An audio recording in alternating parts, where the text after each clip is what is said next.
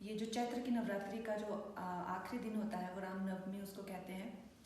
तो Ram is the most important icon of our civilisation of this land, the most important human ever walked on this earth. ऐसा क्यों?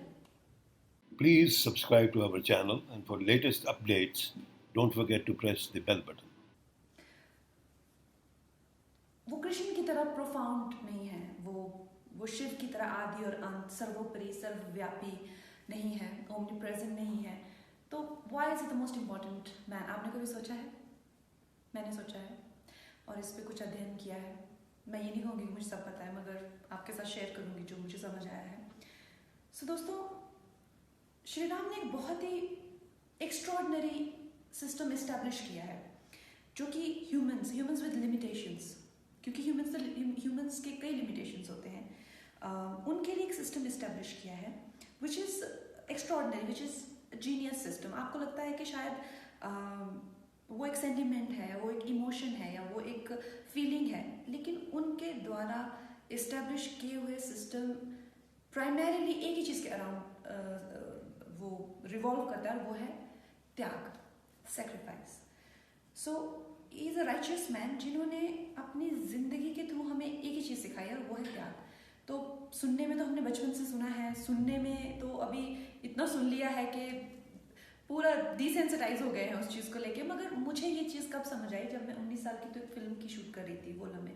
तो उसमें मुझे मेरा जो कैरेक्टर था बहुत ही ट्रॉमेटाइज्ड था, तो नर्वसनेस में बहुत स्मोक करती थी। तो मैं छोटी सी थी तो मुझे आके सिगरेट दी जाती थी, और मुझे सब कहते थे कि जरा बच के रहना, तुम्हें आदत ना लग जाए। मैं सोचती इस इतनी गंदी चीज़ की कैसे किसी को आदत लग सकती है? मतलब खांसी आती है, उल्टी है, चक्कर सा आने लगता है, so how can this happen?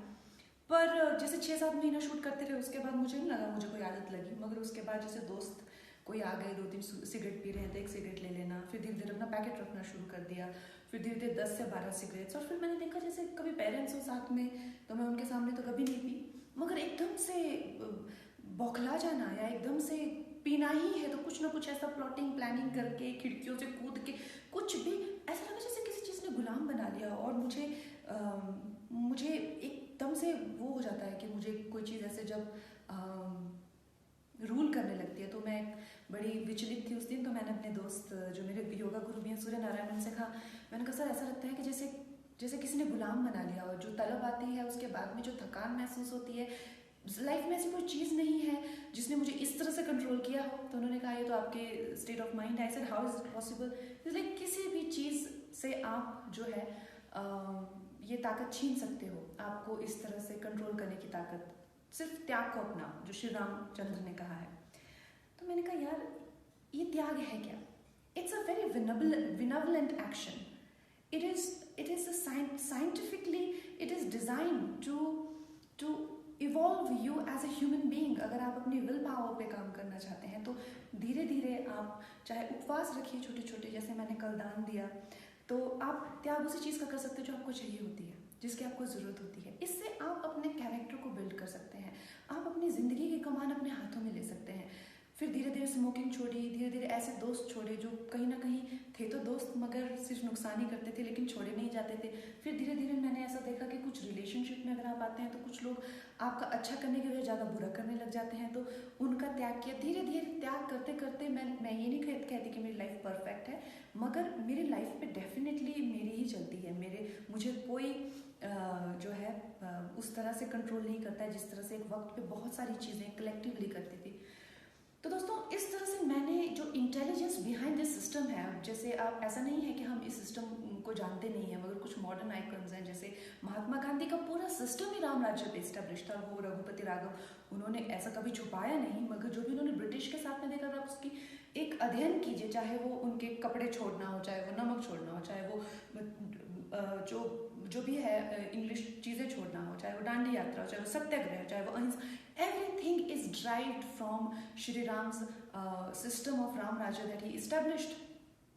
तो ऐसा कि उनके कितने म्यूजियम्स हैं, कितने सारी उनकी कहीं मूर्तियाँ लगी होती हैं, कितना सारा उनके बारे में लिटरेचर है, और श्री राम के एक मंदिर के लिए हमको कितने 600 साल संघर्ष करना पड़ा। Anyway that's another story for another day. मगर coming back to working on yourself and tapping into the conscious of Rama. So दूसरी चीज़ मैं कहना चाहूँगी दोस्तों, इस चीज़ को बहुत सारे लोगों ने इस चीज़ का दुरुपयोग भी किया है और मिसयूज़ भी किया है। जैसे कि ये चीज़ देखने में आता है कि एक सर्व समृद्ध एक संस्कृति है जिसमें 100 या 1000 इन्वेडर्स आते हैं और पता चलता है कि वही करोड़ों लोगों को रूल कर रहे हैं। तो मैंने देखा है कि इसमें बहुत सारे लोगों ने जो है त्याग को कहीं ना कहीं कायरता से जोड़ा हुआ है।